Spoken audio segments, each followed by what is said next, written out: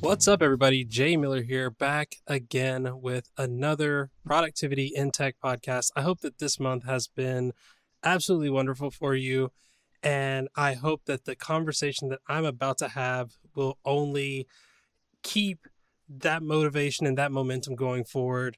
I am talking with someone that this is the first time I've actually gotten to talk to them over like voice and everything, but I feel like I know this person really well. It is the second person from the Coolest Nerds in the Room podcast, one of my personal favorites that I've had the privilege to interview.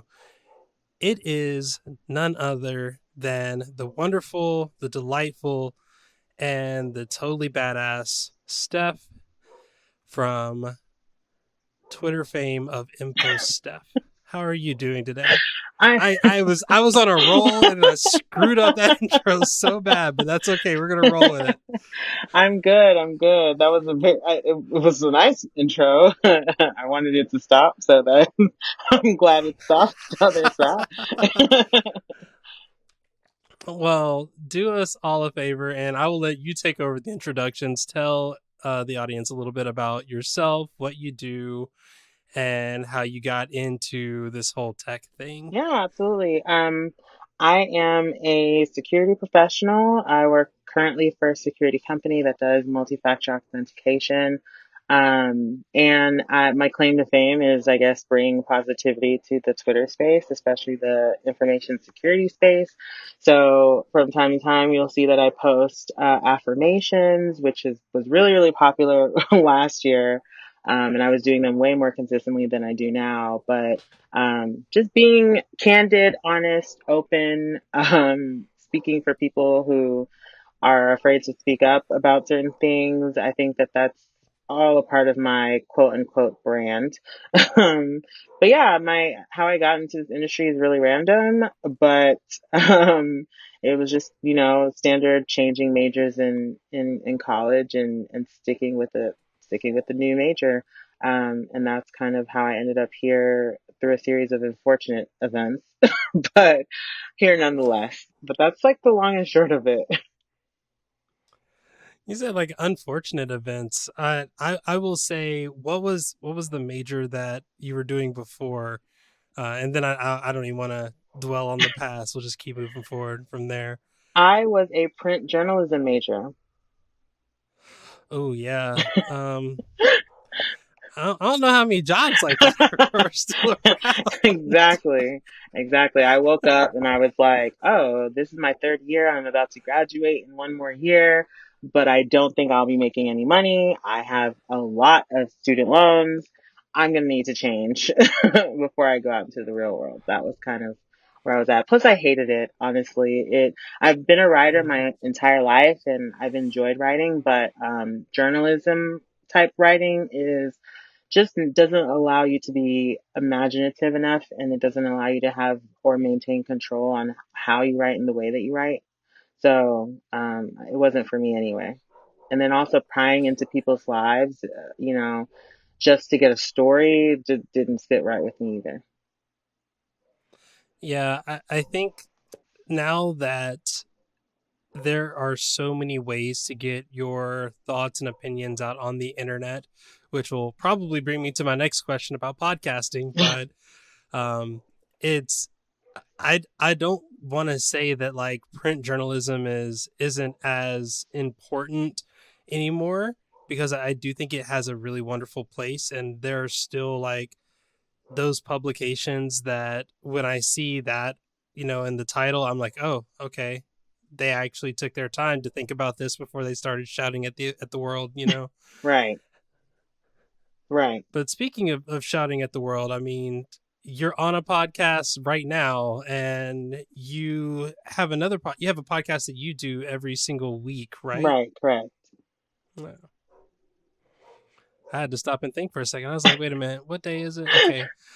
Man, the Rona has messed up my sense of time. Like I don't know how many days have gone by since anything. No, I'm right there with you. I'm right there with you.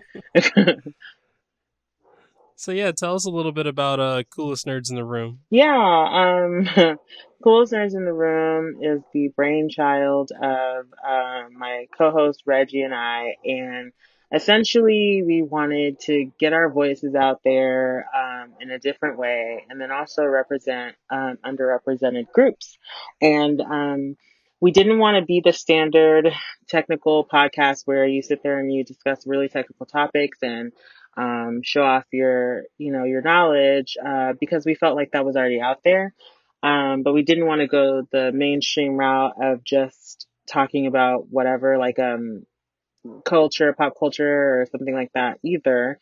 So we kind of had great conversation, as friends, and thought that it would be cool to figure out another way to put our voice out there, in a longer format than, just Twitter or Instagram or anything like that.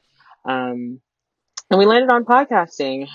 So our podcast in particular is about it's about a lot of different things, which is probably why Reggie and I's interpretation of what it's about will be a little bit different. But it's just about two nerds who are exploring life and are very curious people and love to have conversation. So a lot of our podcast is pretty happy hour. It's like after work, you come to the bar and you're with your coworkers and you're just talking about things that have happened or the things going on in your life or your hopes and dreams, depending on how much you've had to drink.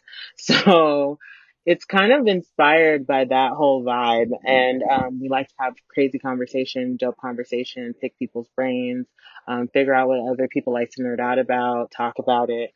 So it's really like a really a really interesting way of expression and a really cool way to share your voice without having to commit necessarily to any one thing. Like we could have easily been like a tech podcast, talked about tech stuff, but then we wouldn't have been able to honor the different portions of us, which is bigger than just the tech that we do for either fun or for our careers.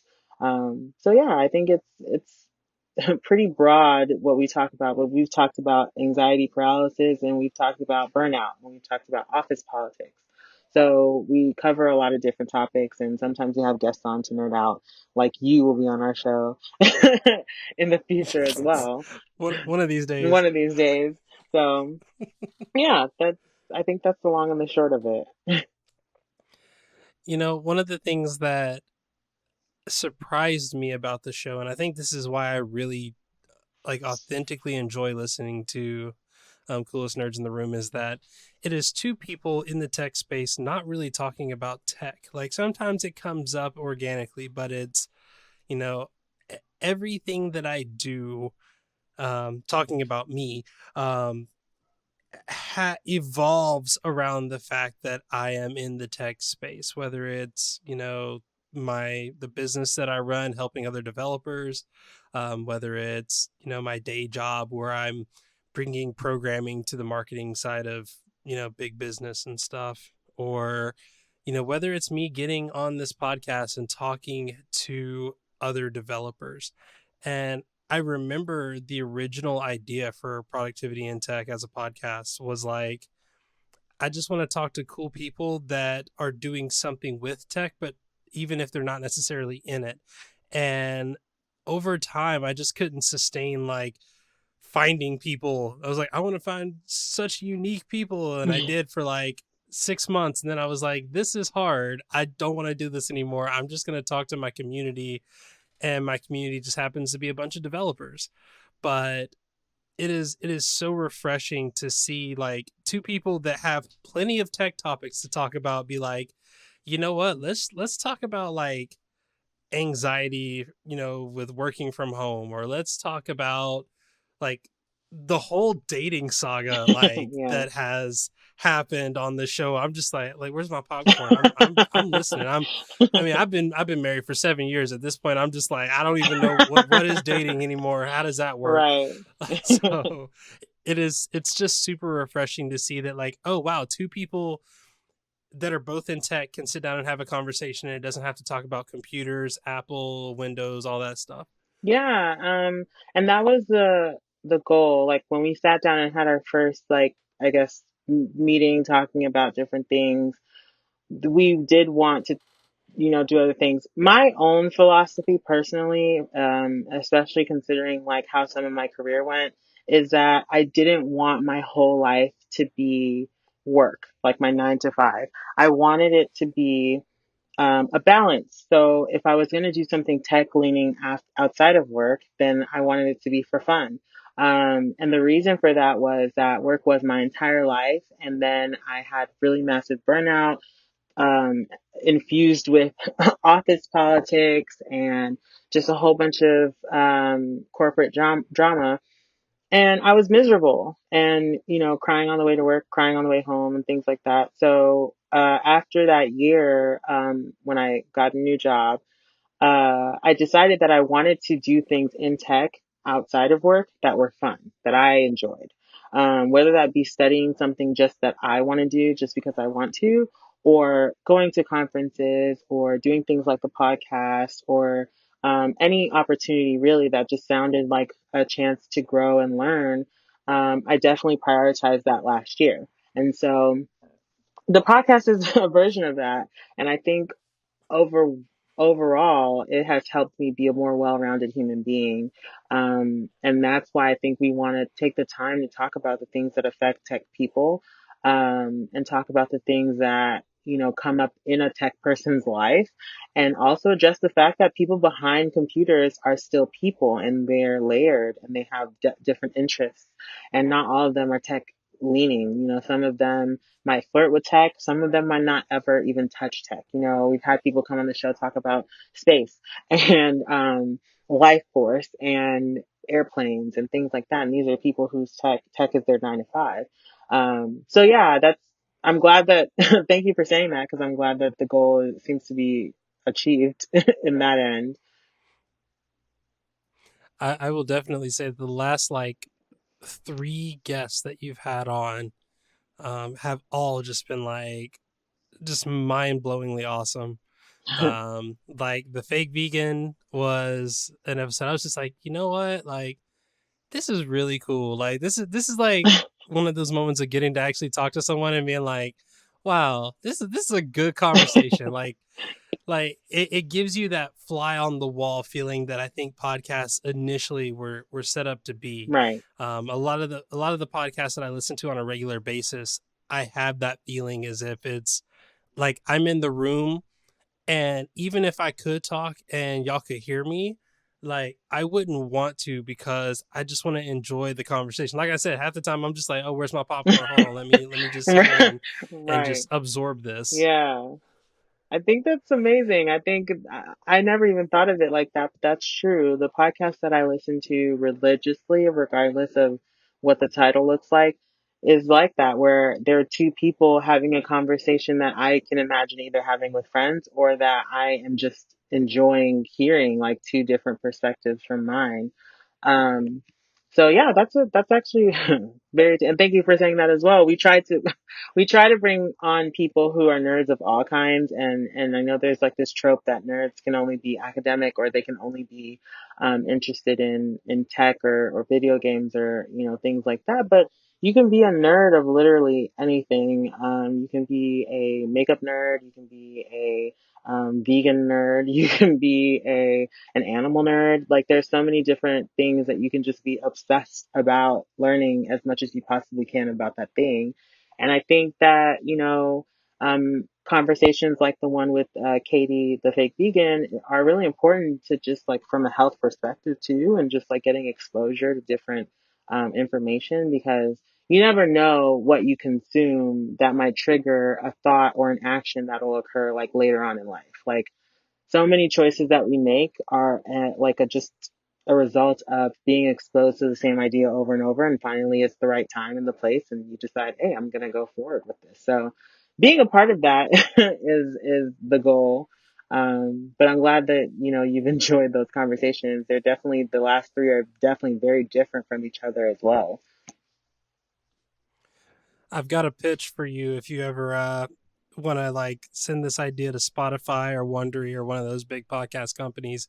You could just call it the Blanking Nerd, and just collection of interviews with people that are outside of the normal definition of what nerding is. Yeah, I mean that, and that is something that is important anyway because the term nerd means something one way, and I think my experience in in this industry has taught me that some of these stereotypes really matter to people. Like it really is important that nerds look a certain way, act a certain way, get certain references.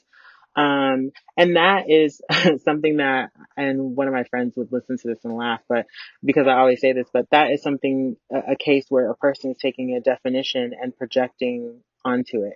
It doesn't make the definition different from what it is. And when you look at a definition, oftentimes in the show will define something, and that's more I so was so about to bring that up. yeah. And that's more so my influence because that's when I get in debates with people about what something means. Oftentimes I will pull up the dictionary. In my real life, I will say, okay, let's look up this word and actually see what it means, right? Because people understand a word based off of whatever they're going through. Not everybody takes the definition for what it is. A lot of times they just attach connotation to it without fully understanding it. And so when you actually break a word down and see the actual definition of a word, oftentimes you're realizing that all the extra, if it whether it's a positive feeling or a negative feeling or whatever emotion that the word brings up in you, oftentimes it is projection. It's not actually how the word is. That's not the purpose of the word. It's not the meaning of the word. You added something to it. Um, so taking the time to kind of like break down nerd and what it is, if there's nothing that is in the definition that would imply, except for things like unattractive or unstylish. I think that's in a version of the definition. But that part we don't pay attention to. We just pay attention to the part about just like obsessively, looking up information about different things. And that doesn't have a subject matter. It's not specific to a subject. It's not specific to an industry. It's very general. So yeah, that's my little soapbox for So, today. oh, absolutely love it, and I wanna talk about that a little bit. Like one of the things that, and again, I know this is two people of color in the tech space talking about something that's not about diversity or inclusivity in tech. It almost always revolves back into that. But one of the things that I struggled with for the longest time was like I grew up in a small white town, moved to a slightly larger white town, went to a white school, was like one of two black people in like a platoon of 100 people, Wow. and like culture and identity was a big deal for me. Even now, like I'm the only person of color. Well, no, we have a Brazilian. I kind of forget he's black or he's a person of color, Yeah. but I am. I always feel like the eyes are on me as the black guy in the room, Hmm. and I often hear you talk about like the anxiety and the stress that you get just from whether it's idiots being idiots on the internet, whether it's, stress with work, stress with personal life. Do you feel like being able to define the situation how you so aptly do on the show helps you avoid that like undesired or like slightly confusing stress that comes in from people making their own opinions about what something is? Um, you would think, but no, it actually it actually does not make it better. Because it makes it better when it comes to me battling my own overthinking and my own thoughts and how I feel about particular situations. But it doesn't help when it comes to external people because external people also would need to be on the same page in order for that to be effective. And a lot Mm. of people, I like to say, people are on autopilot. And what I mean by that is, I think there's a stat, granted it might be changed by now, but it's 95% of what we do is based off of our subconscious mind. And, knowing that 95% of our actions are based off of what's happening in our subconscious, you might want to make some efforts to figure out what is going on there. But a lot of people don't. They don't actually acknowledge their subconscious mind. They don't acknowledge that things are happening for reasons that are not so obvious or on the nose. And that means that you're going to have a lot of different conversations with people that are just going to confuse you.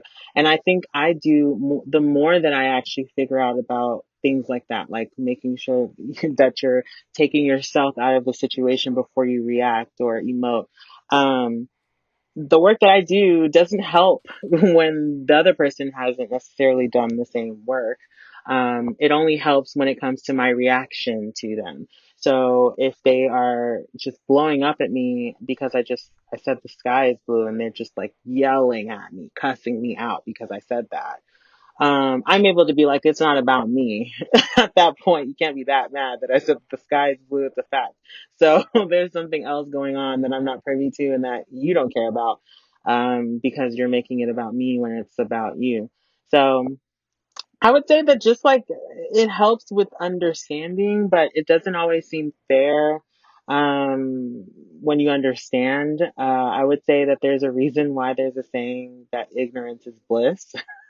Because the less you know, the less processing you have to do to fight off natural instincts, to either react or yeah, to react in certain situations like you normally would. There's a lot of holding myself back and talking myself down that I have to do, which takes a lot of work and can be exhausting. So I would say, I guess today I'm feeling a little bit more pessimistic about it. um, but sometimes it's refreshing when you learn something new about yourself and you're diving deeper into yourself and your exploration and how you react to certain things, what triggers you. And when you have close friends, like I have many close friends, you're able to use language that is different. So my friendships are a little bit deeper because we're able to talk about things under the surface, and that's both because of me as a person and what my interests are right now, but also I think all my friends are on the same level of questioning and trying to figure out what the heck is going on in life and where do we fit into that and why do people affect us the way that they do and did our parents really screw us up? Like a lot of different questions like that. So it's easier for me to like if I'm having an argument with someone and I'm like reacting strongly, then a friend will be like, "Are you triggered in this moment?" And I'll be like, "I think you did trigger me in this moment. Let's break this down." So it seems exhausting and seems like the most, but it actually is one of the most rewarding periods of my life because I'm having really transformational conversations with my friends about these things. But the general population, no, it does it does not help at all. Oh, I can definitely resonate with that feeling of just the general population has no idea what's going on in my head, and Right. I need them to know because they're gonna say something and I'm not gonna think about it. I'm just gonna look at them and go, "You're stupid, aren't you?" Right. Exactly. Oh, well, I think the last question before we jump into the bonus round is, um, at the end of the day, like, what was it about being so open about all of these feelings and things? Like, what gave you that courage to not just talk about it with your friends, but to like be down to put it on a podcast and just be like, yeah, let's publish this every week? Right. A number of things happened. I think that, wow, that's a really tough question because I think a part of it is my value system. One of my highest values is authenticity and just being authentic at all times as much as I possibly can, honesty. And me also not being necessarily ashamed of most of the stuff that I talk about to carry some weight because I think if I'm not ashamed of it in private, then I should own it in public, right? And if my intentions are pure, then I should have no issue with standing behind what I said years from now, even if I no longer agree with what I said. Because as people, if you're doing what you should be doing, you evolve and you learn more. The more that you learn and the more you expose yourself to things, your situation changes. So at any point in time, I feel like I'm operating off of what I know at this particular time. So in the future, should somebody come and say, well, you said this on this podcast, I can either say, yeah, I can double down and say, yeah, I totally agree with what I stand by what I said. I'd say it again. Or I could say I have new information now. So I'd like to change it. So that is one of the things that contributes to the fearlessness. Obviously, also my career and where I'm at, and the stuff that I've learned. I feel very confident that my skills and abilities speak for themselves. My reputation speaks for itself. What I've done and who I've worked with, they can speak for me as well. So I feel confident that I'll be okay. I also don't think I have problematic thoughts, and I don't think that I'm above reproach. So if somebody has an issue, we can talk about it. And if I feel convicted that I'm wrong, then, I have no issue with saying sorry.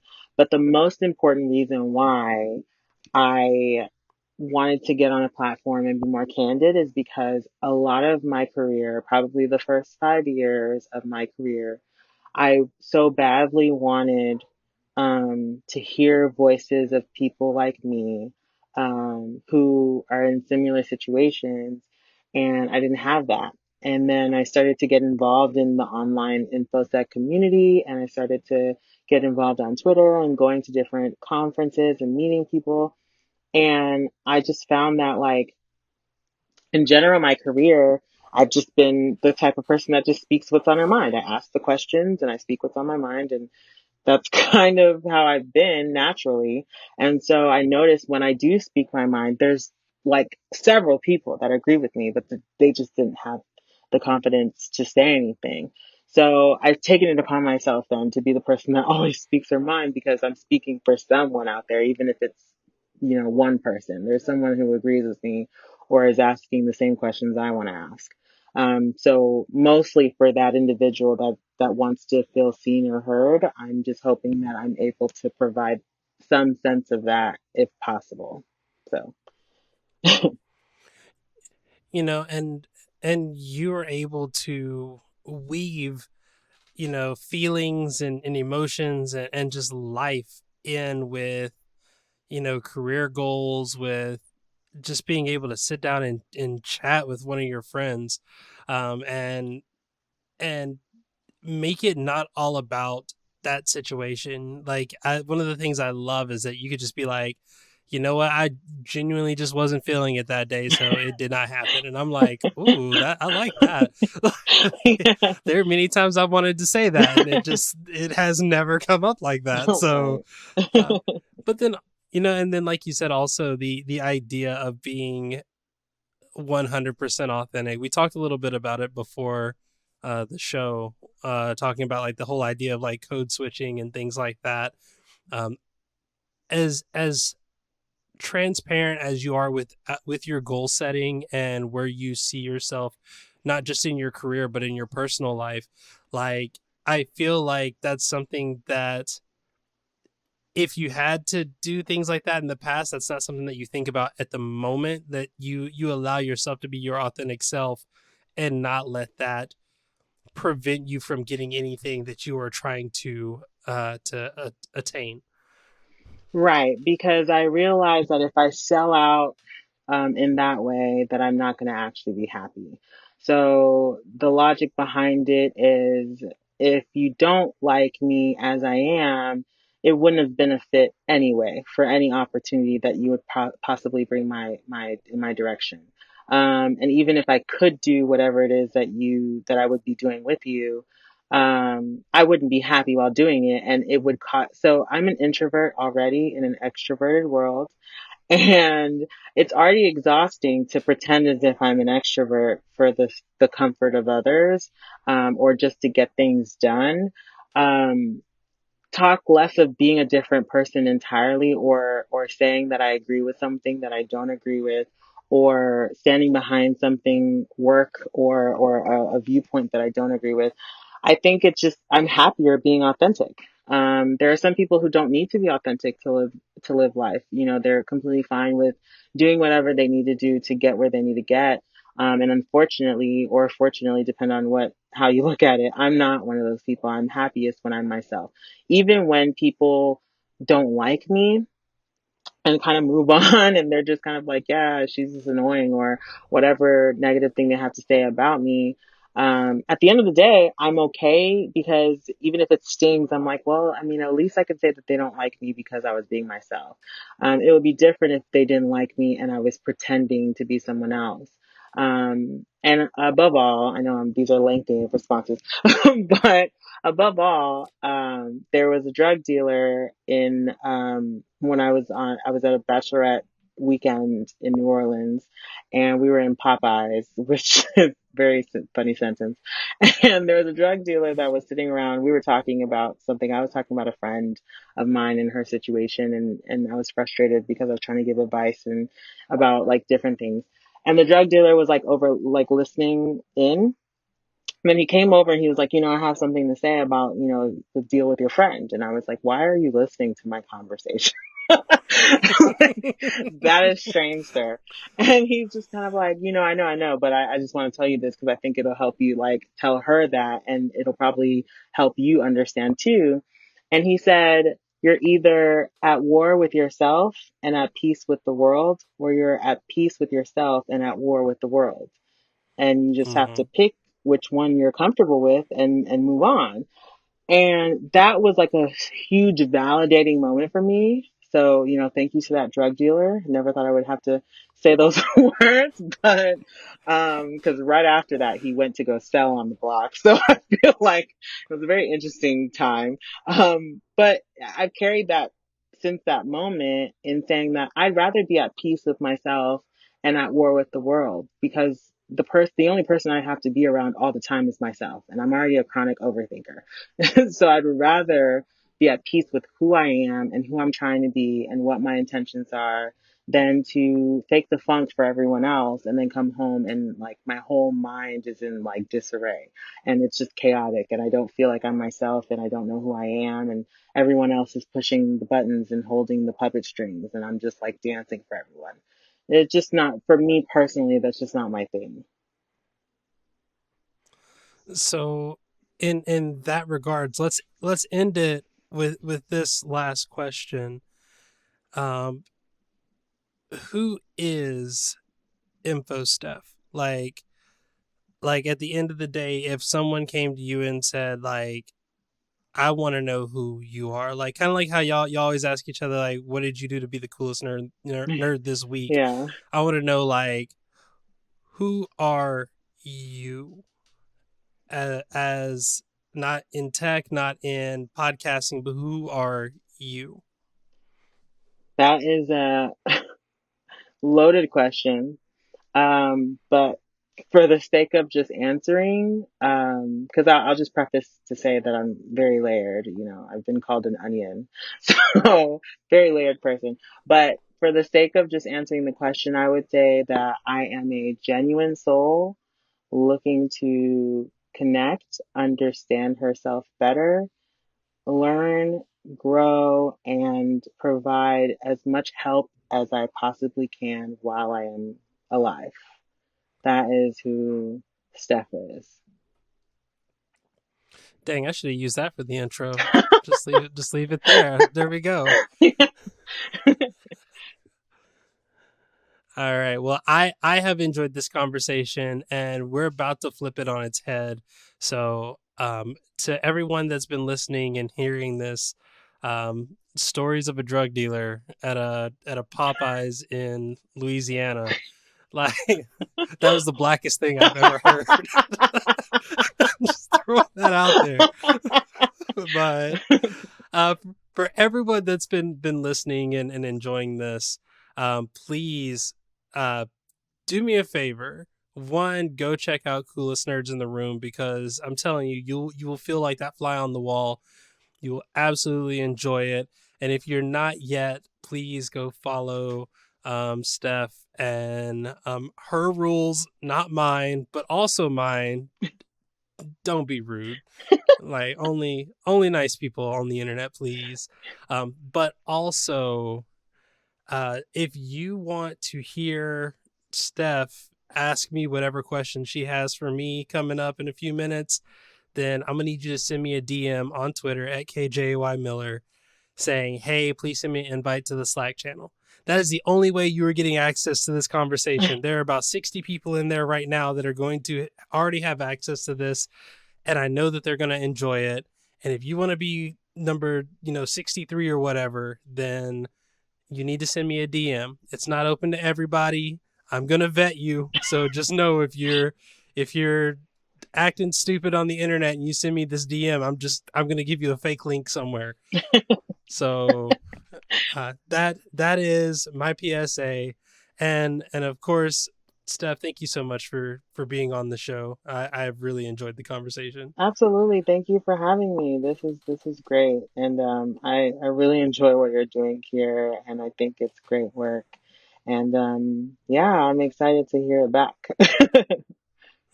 Hey, it will be happening. Absolutely. Let everybody know how they can get in touch with you if they want to. Absolutely. You can follow me on Twitter at Steph and Sec, which is Steph like Stephanie and A-N-D, Sec, S-E-C.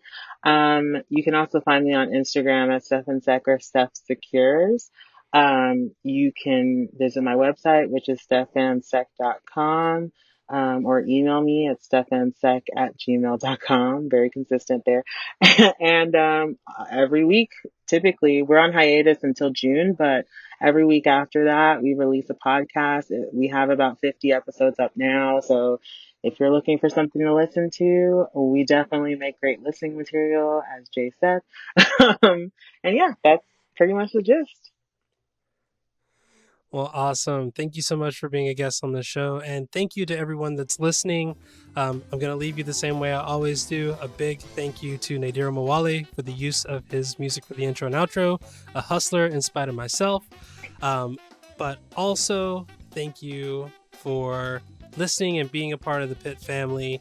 If you want to help the show out in any way, too bad. You kind of can't right now because we're not doing Patreons or any of that stuff.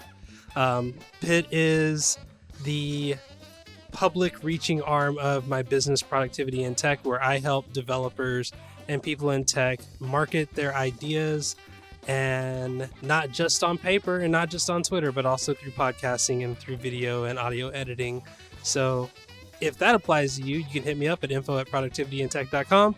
Other than that, just enjoy the content. Don't worry about rating or reviewing or all those good things. Just listen and hopefully learn something. So for myself and Steph and Productivity in Tech, I am Jay Miller, and I hope for at least a little bit we've been productive. Everybody have a great day, and on to the after show.